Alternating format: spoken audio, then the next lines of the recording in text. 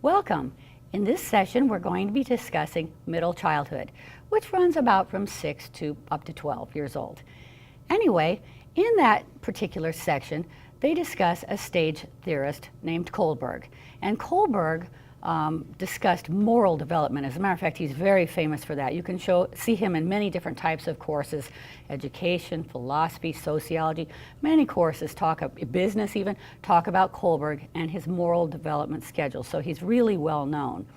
Anyway, when it comes to Kohlberg, he says that there are 3 levels of moral development, and he calls it the pre-conventional level, the conventional level, and the post-conventional level.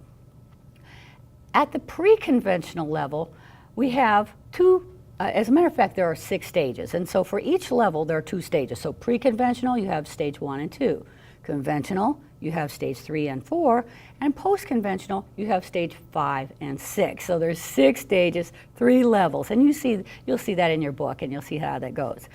During the first level, the pre-conventional level, there are 2 stages. And these involve seeking rewards and avoiding punishments. And anyway, in Kohlberg's level, he says the first thing an infant learns to do is avoid punishment. They just don't want to get punished. And then as they get just a little bit older into toddlerhood, they learn how to direct their behavior in such a way that they can bring about rewards for their self. Now, I always want you to read everything and think about everything and make up your own mind, of course, but I happen to think, in my opinion, those 2 are backwards. I think that little babies at the youngest stage, rather than working to avoid punishment, I think that they are working towards rewards. It's like, I want it and I want it now. If you've ever seen a really small baby, they're not thinking about what's going to be the consequences of my behavior. If they're in a store and they want a treat, I'm like, I want it now. They're not good with frustration. They're not good with waiting. They just want it now, and they are not thinking about consequences. And really, Kohlberg, just like many stage theorists, believed that people's development could be arrested or stuck in a stage. As a matter of fact, they all believe that, whether you're talking about Piaget, Erikson, Freud. They all thought that you could get up to a certain level and just get stuck there and never go beyond. Kohlberg also did believe that. And if you're talking about rewards and punishments, as I said, I think the lowest level is I want it and I want it now. And if you think about adults who are in the lowest level of moral development, moral infancy, I would say, really it would be people like sociopaths, or we call them antisocial personality people. And these would be people who really just grab what they want from society. They don't care about the rights of others. They don't think about the consequences for others or their self. They just grab it, they want it, and they want it now. And so they're not yet thinking about punishments. As a matter of fact, you might have a person who wants some cigarettes, and they don't have any money. So they just go in the store and they put it in their pocket, not thinking that's a really bad thing to do to someone else.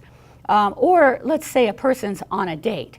Let's say a man is on a date with a woman, and she begins to be sexual, but then she pulls back and says, oh, I wasn't planning on going all the way. Well, he may become enraged and incensed and said, what do you mean? You're just going to stop just like that? You got me all excited and now you're just going to stop? I don't think so. And so he might push and take what he wants anyway, not thinking that that's a horrible thing to do to another human being. And also, it might land me up in jail for a very, very long time. As a matter of fact, I have a man on one of the videos, and it's an actual case study. And the man has a wife and 5 children, and he had been in jail for a long time. I mean, he had just gotten out of the penitentiary. And not a month or 2 later, he says, I just wanted to get loaded and I didn't have any money. So he went down to the local liquor store and held it up. And because he wanted to get high, he went down and held it up. And of course he got caught, and it's armed robbery, and he's going back to prison. And they said, well, how much did you get out of that robbery? He said, $30. For $30, he's willing to give up his life and his family. That's the way these people think. Talk about moral babyhood. They're not thinking about consequences. They're thinking about reward. And so I would switch those 2. But if I ask you on a test, pre-conventional level is wanting rewards and punishments. That's what it's about, okay? The next level, as we go into the conventional level, we'd be moving it more into kindergarten age. And a stage 3 in the conventional level, stage 3, would be about wanting to be a good boy or be a good girl, and fit with societal's expectations of what that means to be a good boy or a good girl. That is, if you're a good little boy, you're rough and tumble, you're athletic, you're not a scaredy cat, you're not a mama's boy, you're not a crybaby, you're like that, right? And if you're a girl, you're neat and clean and polite, and I know these are stereotypes, but even by kindergarten, children have learned those stereotypes, and they try to fit up to them as much as they can. And so anyway, Kohlberg said many people in adulthood are stuck there in that stage 3, particularly women, trying to live up to societal expectations about what we think as a society you should be as a good wife and as a good mother. And as you can imagine, many women imagine martyr mom, right? Does everything for her family and expects nothing in return. And by the way, if that's what you expect, that is exactly what you'll get. Because you know, it's wonderful to do all kinds of things for your family, but if you constantly just drop everything and run for them, they'll begin to love you, yes, but take you for granted. And so it's better, you want a family and children that are warm and generous and thoughtful and kind, you know, not just expecting you to jump at the snap of their fingers. So it's better to let them know you have some, you know, life too, and some activities. You want to take that Calgon bath, right, or whatever.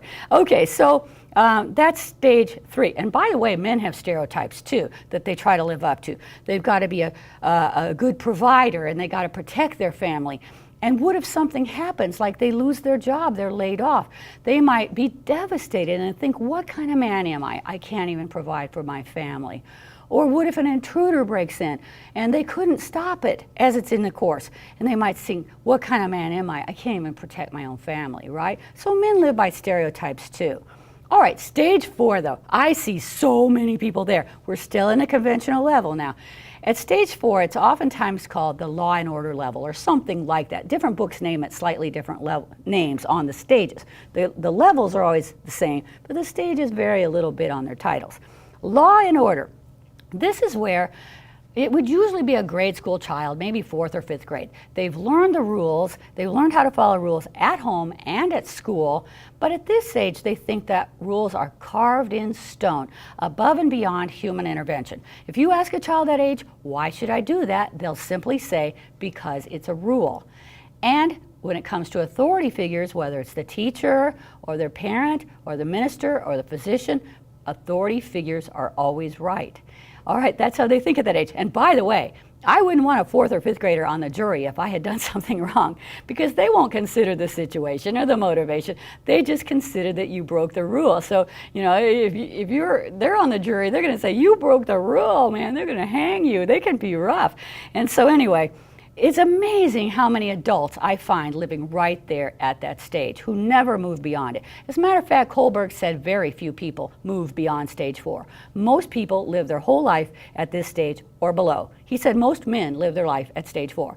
And that is, they follow all the rules of society, they never question it, they never think about it, they just follow it because it's a rule. And authority figures are always right. As a matter of fact, when I was teaching in San Diego, I taught at a number of different situations. I taught on a Native American reservation, wonderful, wonderful experience. I taught at Miramar Naval Air Base. I went in through security and taught enlisted officers, men and women, mostly men. Same stuff I'm teaching you. Anyway, when I got to this level and I said, following orders without thinking about it is immature, I got some hands up, and one person says, if I tell my men to march over that hill, I don't want them to all sit down and say, wait a minute, I got to think about this first. He said, that attitude will get us killed. And I understand that in situations, especially like war, you know, there's going to be strong sanctions against disobeying authority figures. But even in times of war, and we could think back over various wars, even more recent ones, where people followed their officer and they ended up doing something that was really immoral or really wrong, and in the end they ended up being court-martialed as a result of that. And they said, but my officer told me to. And they said, but you should have known better. And so even in those situations, we still have to use our moral courage, and if someone tells us to do something wrong, we have to stand up against it and take the consequences. Okay, as we move into the last 2 stages, which Kohlberg thought few people got there, I think a lot of people get there, but Kohlberg thought very few did.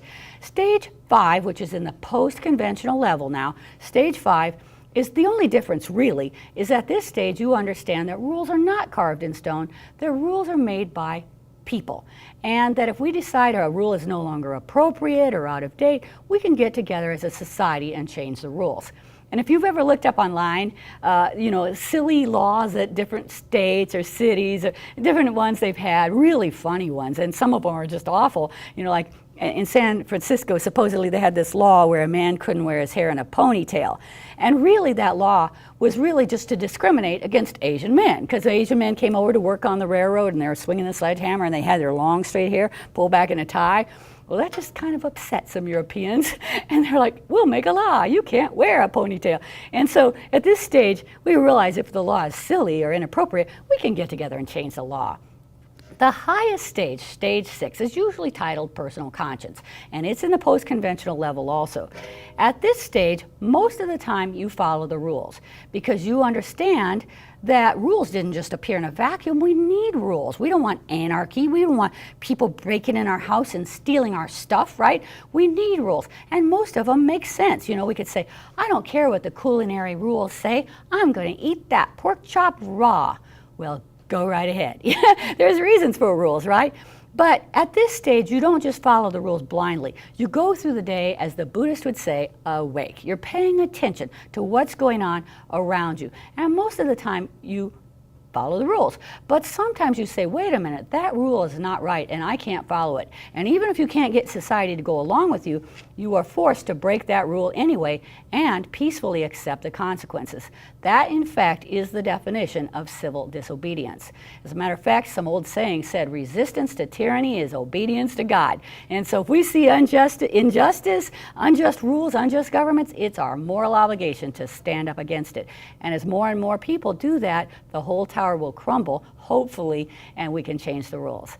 Okay, that's all for this session. Talk to you a little later.